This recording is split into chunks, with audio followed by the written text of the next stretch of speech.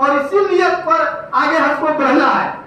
आप देखे होइएगा बहुत इंटर स्टेट जो पहाड़ी है, हिमाचल है, कश्मीर है या नॉर्थ ईस्ट है, त्रिपुरा है, वहाँ बहुत सारा हमको शिकायत मिला जो इंस्पेक्टर राज चलता है।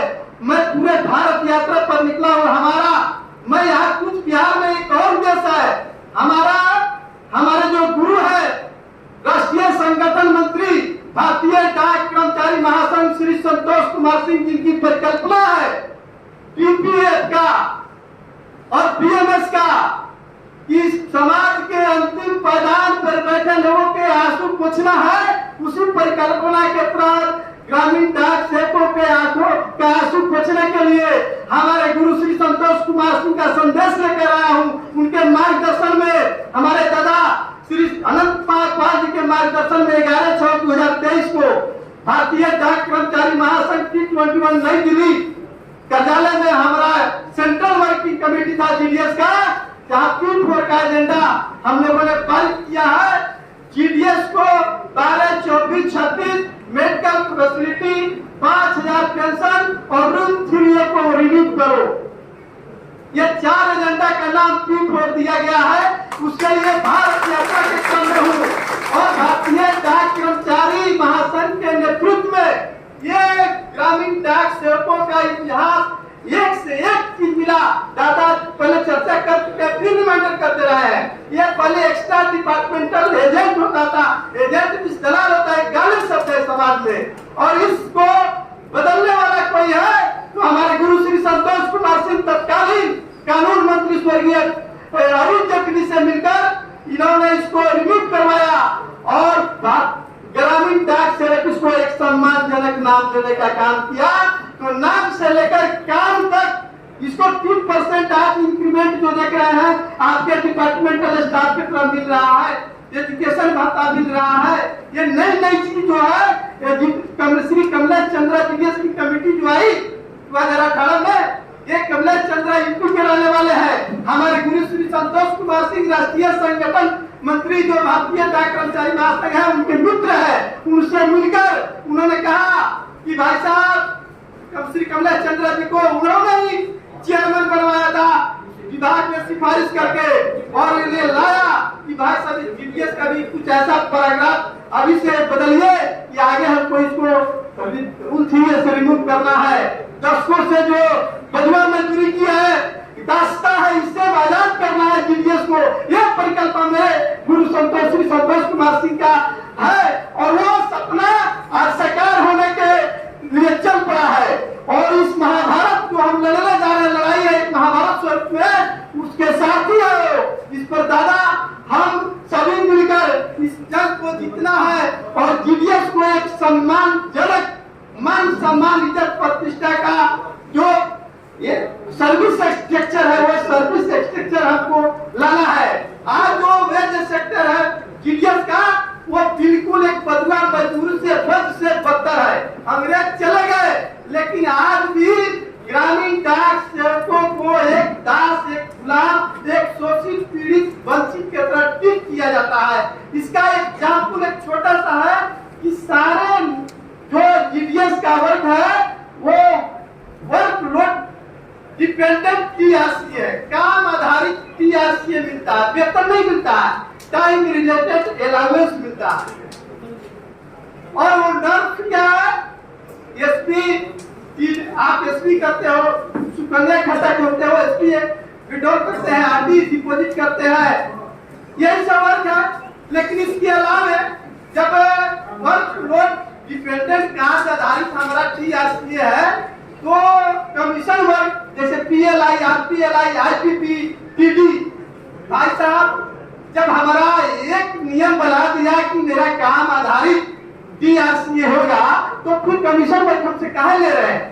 एक देश में एक झंडा, एक किसान, एक संविधान, तो जीडीएस के लिए सारे CCS rule department of post के लिए है, तो जीडीएस के लिए एक अलग रूल रहेगा कि भाई काम आधारित आपके टीआरसी है, फिर इधर आप कमीशन वर्क ले रहे हो क्या रहा है भाई? ये तो आंख में झूला झुक रहे हैं।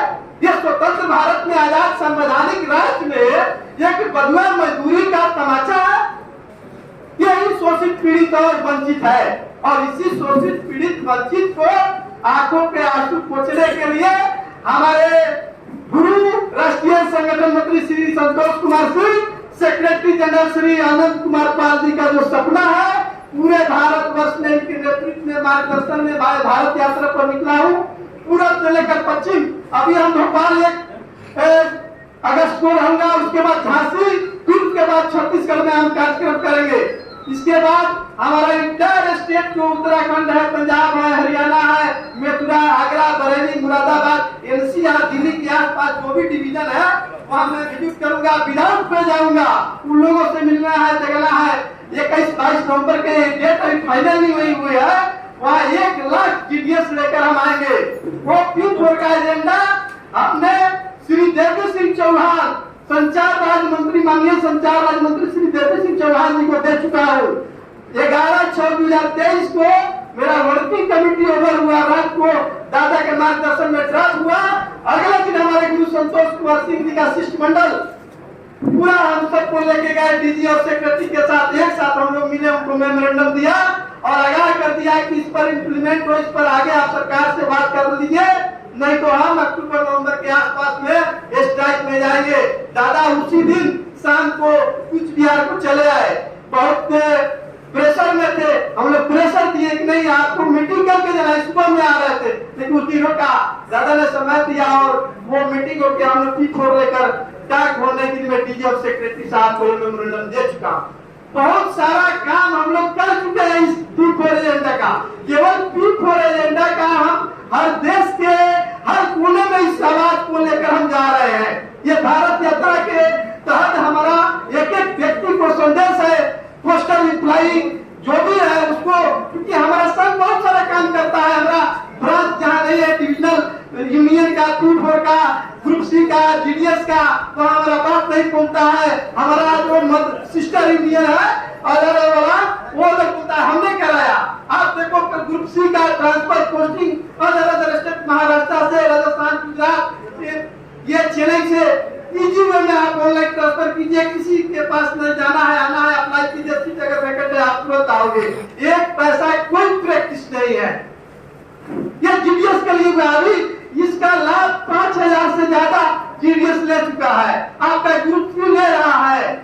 ये हमारा बीएमएस का जो परिकल्पना है कि आम आदमी तक सबको जो है सुख सुविधा देने का और उसका वेज स्ट्रक्चर है उसको बदल के एक परिकल्पना है। आप देखिएगा बीएमएस लेबर 20 का नेतृत्व भारत किया, तो इस बार लेबर 20 का इस देश में अगर किसी श्रमिक संगठन ने प्रतिनिधित्व किया तो बीएमएस ने किया। आप लोग जानते हैं कि नहीं, लेबर 20 का जो प्रतिनिधित्व बीएमएस ने किया, आप लोगों को पता है?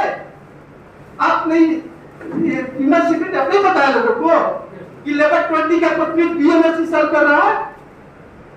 अरे लेबर 20 जो विश्व मजदूर संघ होता है उसका प्रतिनिधित्व कर रहा है बीएमएस, ये हमारा बीएमएस है। जिनेवा में जाकर अपनी बातों को रखता है कि इसका सर्विस वेज स्ट्रक्चर क्या होना चाहिए, हिंदुस्तान के मजदूरों का न्यूनतम क्या होना चाहिए। हम सभी मजदूर हैं। मजदूर मीन्स आप नहीं समझ लेना कि हम केवल मनरेगा मजदूरों की बात कर रहे हैं। वो अंतिम गांव के खेत के मेट पर बैठा हुआ जो हमारा श्रमिक है और सेंट्रल सेक्रेटरी दिल्ली में जो काम करता है, वहां तक हम सब श्रमिक है और सबकी सोचता है ये बीएमएस भारतीय मजदूर संघ, ये भारत के मजदूरों का संघ है। हम किसी वो संघ के नहीं है, चाहे जो मजबूरी हो हमारी मांगे पूरी हो। इस ऐसे संघ में हमारा इस कर दिया पहले ही कहा हो कि ऐसा विचारधारा कभी भी राष्ट्रवाद का प्रतिपादन नहीं कर सकता है। इसलिए हमारी जो परिकल्पना है सनातन संस्कृति का, सर्वे भवन्तु सुखिनः सर्वे सन्तु निरामया, उसी परिप्रेक्ष्य में उसी पथ पर लिए चलना है सबको। और हमारा जो P4 का एजेंडा है, जीडीएस के लिए जो नवंबर में हमारा स्ट्राइक है, आपका भी पेंशन जो ग्रुप सी के लोग है ओल्ड पेंशन का आपका भी इस पर मीटिंग दादा डीएफपी मिनिस्टर श्री जितेंद्र सिंह जी के साथ इन्होंने पिछले सप्ताह में किया है। तो आपके भविष्य की भी चिंता है, हमारी भी चिंता है और खेत के मेड़ पर बैठा हुआ मजदूर है उसकी भी चिंता हमारा बीएमएस करता है, बीपीएफ करता है, और ये हमारा भारतीय ग्रामीण डाक कर्मचारी संघ करता है। आज हमारा P4 एजेंडा जब हमने 11/4/2023 को लाया तो बहुत सारा यूनियन जो बोलता है कि हमारा मान्यता प्राप्त है, हमारा मान्यता प्राप्त है, उनके अंदर में खलबली मच गई है। वो अपना चार्ट ऑफ डिमांड डाल रहे हैं, वो हमारे